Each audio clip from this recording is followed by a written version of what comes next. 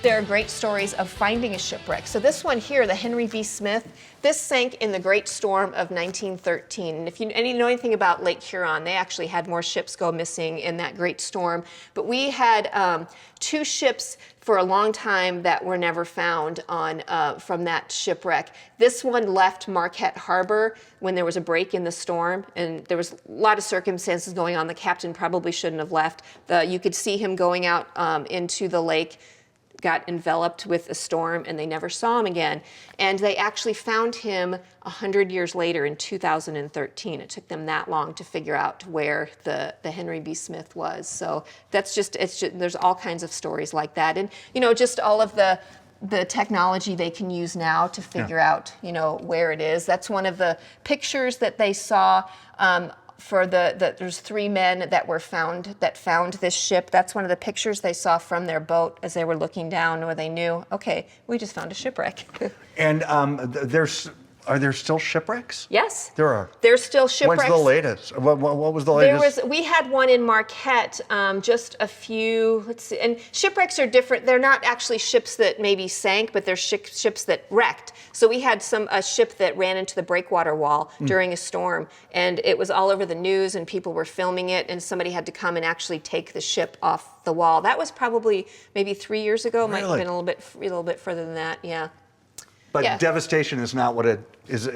Not what it was. No, not necessarily. No, because of technology, a lot of times, you can get the Coast Guard out there, hopefully. And there have been shipping accidents where, people have died on a sailboat or different things like that. But the big ships, the shipping seasons have changed too. Safety has become a big concern for, a lot of times they were out here when they shouldn't have been. Now, they closed down the shipping season for a little bit in Lake Superior. So yeah, we also have some information on the Edmund Fitzgerald. Everybody's always interested in the Edmund Fitzgerald. We do have a life ring from the Edmund Fitzgerald. And as you can see, that one was recovered on August 4th, 1976 on a cliff that was 40 feet above the level of Lake Superior over by Munising. And the shipwreck happened way out here by Whitefish Point, and Munising is about right here. It's where it ended up. Yeah, ended up that way. So, so November 10th, 1975 was when the Edmund Fitzgerald went down. Which isn't that long ago. I know, yeah. So there is quite the story on this. So there was an explosion at the Standard Rock Lighthouse in the early 60s where an actual lighthouse keeper was killed. And after that, they automated the light, and they took the light out of the station, and it was lost for years. It ended up in a Coast Guard basement in a box that was marked incorrectly. And somebody finally opened the box, and they figured out what it was. And so the Marquette Maritime Museum immediately contacted the Coast Guard and said, we have a museum, we have the Lake Superior Museum that would be Standard Rock, and can we display this lighthouse? So the Coast Guard still owns this light, but it's on permanent display here. So it's great. That video that we passed by in that little theater over there tells the whole story of that. It's just really interesting how it was just the lost light, and then how could you lose something this size? I don't know, but just a beautiful light. Mislabeled. Yes. What did it say?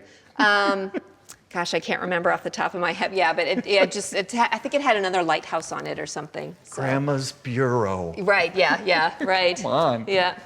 And then this over here is another interesting exhibit. This shows about how the United States Life-Saving Service worked with Lyle guns and breeches buoys and all kinds of different things. So when there was a shipwreck that was close enough to shore, what you would do is you would set up this entire apparatus. In the old days, they would have to carry it in a cart, like all of this stuff they would put into a cart, take it out to the lake shore, set up this thing. They would use the Lyle gun, so this is a Lyle gun, and they would use this projectile, which was tied to this tally board with this string, and they would shoot it over the ship. Sometimes they'd have to do it a couple times because sometimes they would miss. The crew on the ship would take it and tie it up, and then they could start saving people. And then they would send out stronger rope on that on the smaller rope. Then they could start saving people on the breeches buoy, which looks like a big diaper.